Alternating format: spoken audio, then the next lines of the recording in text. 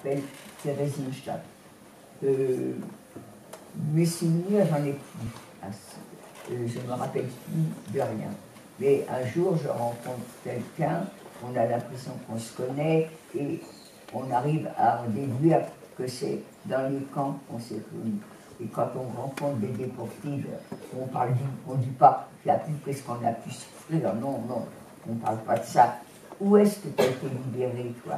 Et elle me parle de Theresienstadt. Ah, ben moi aussi. Et tu te rends compte un peu quelle chance ils avaient. Ils avaient des draps dans leur lit. Elle me regarde, elle me dit, tu rêves? Moi, j'y étais, il n'y avait pas de draps dans leur lit. Ben, je dis, moi aussi, j'y étais, et j'avais des draps dans mon lit. Ben, tu étais peut-être à l'hôpital. T'as vu, c'est vrai. J'étais à l'hôpital. Je suis arrivée, j'avais le typhus. Qu'est-ce que c'est que cette maladie? C'est une fièvre très, très, très forte qui vous affaiblit, et je ne crois pas que ça va souffrir.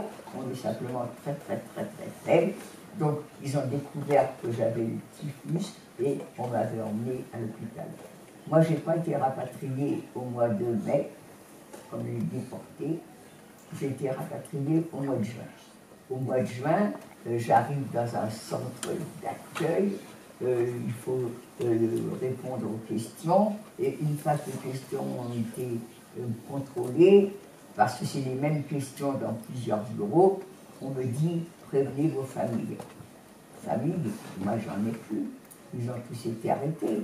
Je ne peux pas aller ni en Bretagne, ni à Avignon, ni à Paris. Je ne sais pas où elles sont.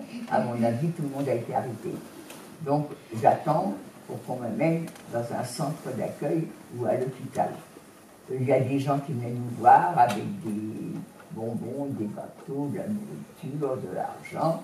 Une dame s'arrête devant moi, je ne sais pas ce qu'elle va me dire, je ne sais pas ce qu'elle me veut.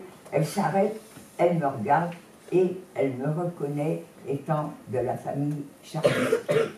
Cette dame a dû me dire qui elle était. Elle me connaissait, à mon avis, c'est quelqu'un de la famille. Donc, je n'ai jamais su qui elle était, mais je me suis toujours dit, un jour, on va me dire, tu sais, c'est moi qui t'ai prévenu que ta famille était vivante. Ben, je n'ai jamais vu cette dame, maintenant je pense que je ne la verrai jamais. Elle est morte, elle est repartie, j'en sais rien. Mais elle a dû me le dire. Mais mon cerveau, à l'époque, travaillait très mal et je me rappelais de rien. Donc, je ne sais pas qui est cette femme, mais elle m'apprend que ma mère, mes sœurs sont vivantes. Elles ont récupéré l'appartement qu'on avait à la maison. Donc, il n'y a pas de problème. Moi, je veux aller chez moi.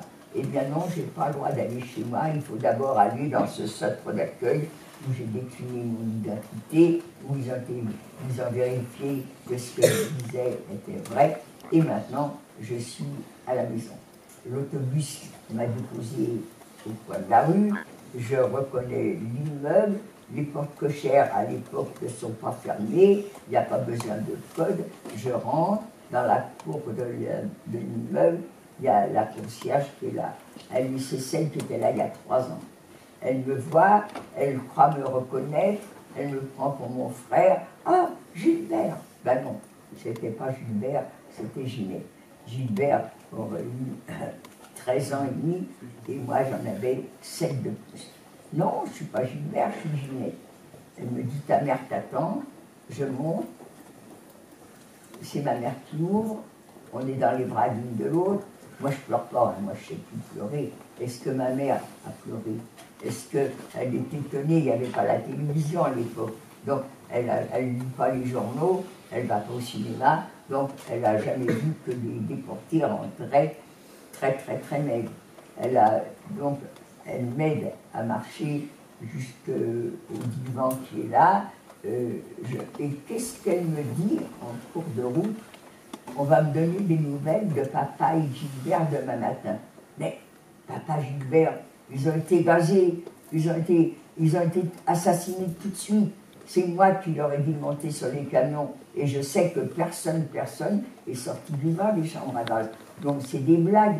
Mais on n'aura pas de nouvelles de papa et Gilbert.